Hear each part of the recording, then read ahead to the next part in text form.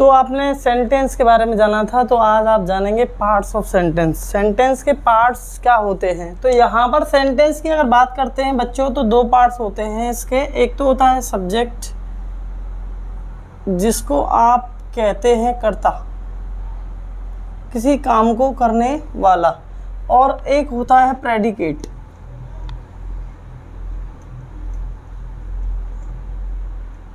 Predicate को कहते हैं विधेय। प्रेडिकेट के दो पार्टों से प्रेडिकेट बनता है। दो कैटेगरी होती है, एक तो होती है वर्ब और एक होता है हमारा ऑब्जेक्ट। तो आपको मैंने बताया था वर्ब को हम पहले दो बेस पे ही पढ़ते हैं। एक तो हमारा क्या, हेल्पिंग वर्ब,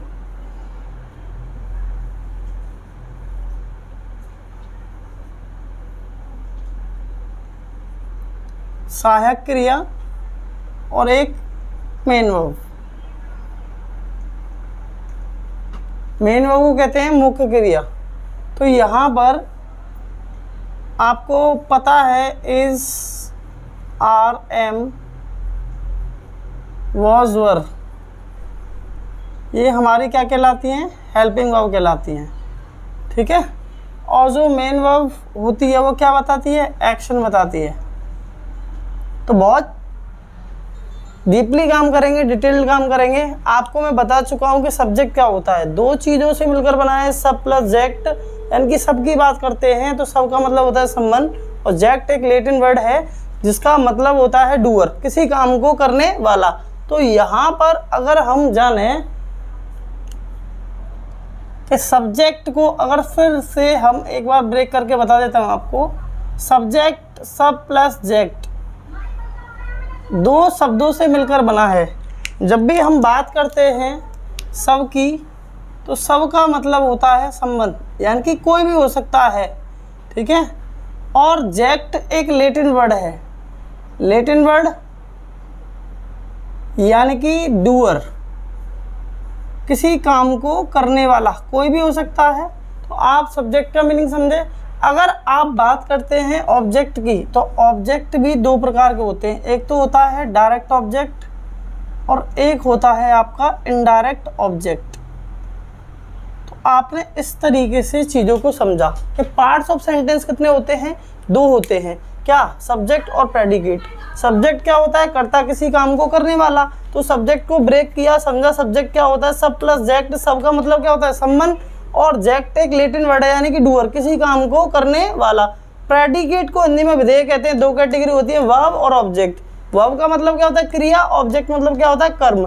तो जो एक सेंटेंस बनता है तीन चीज़ों से मिलकर बनता है, सब्जेक्ट, वर्ब और ऑब्जेक्ट। वर्ब को दो कैटेगरी थी, हेल्पिंग वर्ब और मेन वर्ब। हेल्पिंग वर्ब सहायक क्रिया, इज, आर, एम, वॉज, वर, जो कि, और मेन वर्ब क्या बताती है, एक्शन बताती है। अगर हम बात करते हैं ऑब्जेक्ट की, तो दो प्रकार के ऑब्जेक्ट होते हैं, डायरेक्ट और इनडायरेक्ट। Is that clear. अब आगे चलते हैं, हम ये जानेंगे कि एक सेंटेंस में सब्जेक्ट को कैसे पहचानते हैं और प्रेडिकेट को कैसे पहचानते हैं। ओके, तो देखेंगे सेंटेंस। हेडिंग डाल लेते हैं, pick out the subject and predicate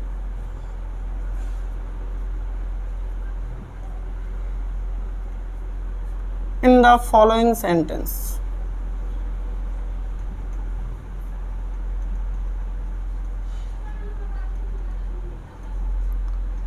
जो सेंटेंस आपको मैं दूंगा, आपको फाइंड करना है कि सब्जेक्ट क्या है और प्रेडिकेट क्या है।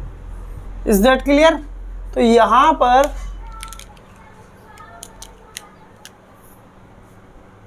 पहला सेंटेंस लेते हैं,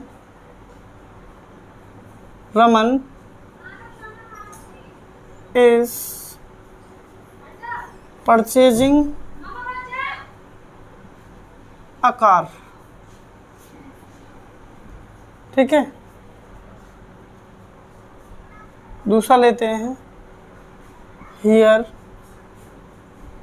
comes the bus। तीसरा लेते हैं, Rahul purchased a bag from the market.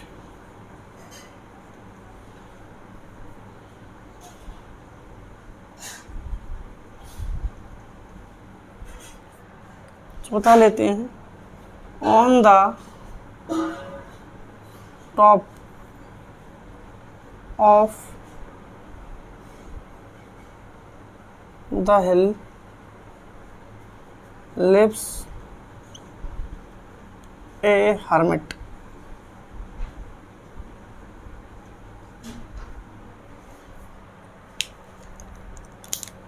पांचवा लेते हैं एडिशन invented the phonogram।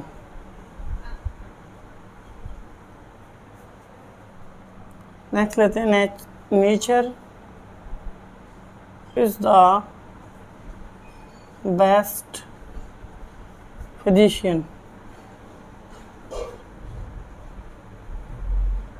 तो हमने 6 सेंटेंस लिखे जिसमें आपको क्या करना है, पिक करना है क्या सब्जेक्ट और प्रेडिकेट, क्या सब्जेक्ट और क्या प्रेडिकेट है, बस इतना ही आपको बताना है सेंटेंस में। तो आइए देखते हैं कैसे। हमने कहा Ram is purchasing a car, तो सब्जेक्ट क्या है। अगर आपको सब्जेक्ट चाहिए, क्या चाहिए, सब्जेक्ट चाहिए, तो आप किससे क्वेश्चन करेंगे, हु से क्वेश्चन कर सकते हैं। किससे क्वेश्चन कर सकते हैं, हु से। और किससे कर सकते हैं, और आप व्हाट से कर सकते हैं, और आप whom से कर सकते हैं। 3 वर्डों से क्वेश्चन करने से आपको सब्जेक्ट मिल जाएगा। सब्जेक्ट और ऑब्जेक्ट दोनों मिल जाते हैं, ठीक है। अगर सब्जेक्ट की बात करें तो आप इनसे अगर क्वेश्चन करेंगे तो आपको सब्जेक्ट क्लियरली मिल जाएगा, ठीक है। तो यहाँ पर रमन क्या हुआ, सब्जेक्ट हुआ, और बाकी का बचा हुआ पार्ट क्या है, प्रेडिकेट है। क्या है, प्रेडिकेट। अब यहाँ पर तो पता चल गया, आपने एक थिंकिंग बना रखी है कि जो सब्जेक्ट है वो पहले ही आता है, बाद में नहीं आता है। तो देखेंगे यहाँ पर हियर कम्स द बस, तो यहाँ पर क्या ये सब्जेक्ट है, नहीं है। हियर क्या है, हियर कम्स द बस, लेकिन सब्जेक्ट क्या है, यहाँ पर सब्जेक्ट है हमारा क्या, द बस, और ये क्या है, प्रेडिकेट। अब ये उल्टा हो गया, क्या हो गया, उल्टा। तो अब आपको लग रहा होगा कि सर सब्जेक्ट तो पहले आता है, लेकिन सब्जेक्ट हमारा कब आया है, लास्ट में आया है। किसमें आया है, लास्ट में। इसको क्या कहते हैं अभी बताऊंगा, देख लीजिए। तो यहाँ पर राहुल क्या हुआ, राहुल हुआ सब्जेक्ट, और बाकी का बचा हुआ पार्ट क्या हो गया, प्रेडिकेट। क्या हो गया, प्रेडिकेट। तो यहाँ पर ऐसे ही अब इस सेंटेंस को देखो, इसमें सब्जेक्ट क्या है, अब इसमें जो सब्जेक्ट है वो है हर्मिट। क्या है, ए हर्मिट, और पूरा lives on the top of the hill, तो ये क्या हो जाएगा, प्रेडिकेट। तो यहाँ भी क्या कर दिया हमने, उल्टा कर दिया। ऐसे ही इसको देखेंगे, एडिशन क्या हुआ, सब्जेक्ट, और इन्वेंटेड द फोनोग्राम, ये क्या हो जाएगा, प्रेडिकेट, ठीक है। अब ऐसे ही नेचर, नेचर क्या हो जाएगा, सब्जेक्ट, और ये क्या हो जाएगा, प्रेडिकेट। तो आपको समझना है, पेपर क्वेश्चन पूछता है अक्सर ऐसे करके, आपको सेंटेंस दे देगा और पूछेगा बताइए सब्जेक्ट क्या है, प्रेडिकेट क्या है, तो आप कंफ्यूज हो जाते हो। बहुत से बच्चे on the top of the हिल को सब्जेक्ट बना देते और लिव्स ए हर्मिट को प्रेडिकेट बना देते, यस या नो। लेकिन यहाँ पर आपको समझना है, इस चीज को हम इन्वर्जन के नाम से जानते हैं, इन्वर्जन के नाम से जानते हैं। और इन्वर्जन का मीनिंग होता है उल्टा, जिसको आप कहते हैं रेसिप्रोकल, रेसिप्रोकल, ठीक है। जब इन्वर्जन का केस आता है तब हमारा सब्जेक्ट लास्ट में भी यूज हो सकता है। हियर कम्स द बस, हमने कहा है यहाँ बस आती है, बिल्कुल प्रॉपर मीनिंग बन रहा है सेंटेंस का। तो यहाँ पर जो सब्जेक्ट है वो पीछे आ गया। मैंने कि on the top of the हिल, मतलब पहाड़ी के ऊपर एक साधु रहता है, बिल्कुल सही बात है। तो यहाँ पर ये भी चीज़ क्या है, ये भी इन्वर्जन का केस है। किसका केस है, इन्वर्जन का केस है। क्लियर हुई ये वाली बात, आपको समझ में आई होगी अच्छे से। तो यहाँ आपको समझना है कि अपना माइंडसेट ये बना के रखना है कि हमें चीज़ों को समझना है, रट्टा नहीं मानना। क्रैमिंग करोगे भाई ज़्यादातर व्यक्ति कहेगा कि सब्जेक्ट तो पहले आता है। अरे सब्जेक्ट भैया बाद में भी आता है। बाद में कब रखते हैं? इन्वर्जन के केस में रखते हैं। किसके केस में? इन्वर्जन के केस में। तो इन्वर्जन का जो केस है वो उल्टा होता है, यानी कि ज़्यादातर जो इन्वर्जन को पहचानना है तो जो पहले आता है उसमें पहले वो फ्रेज यूज कर लेता है या फिर कोई एडवर्ब यूज कर लेता है, ठीक है, या फिर एडवर्बियल फ्रेज यूज कर लेता है। एडवर्बियल फ्रेज यूज कर लेता है, ठीक है।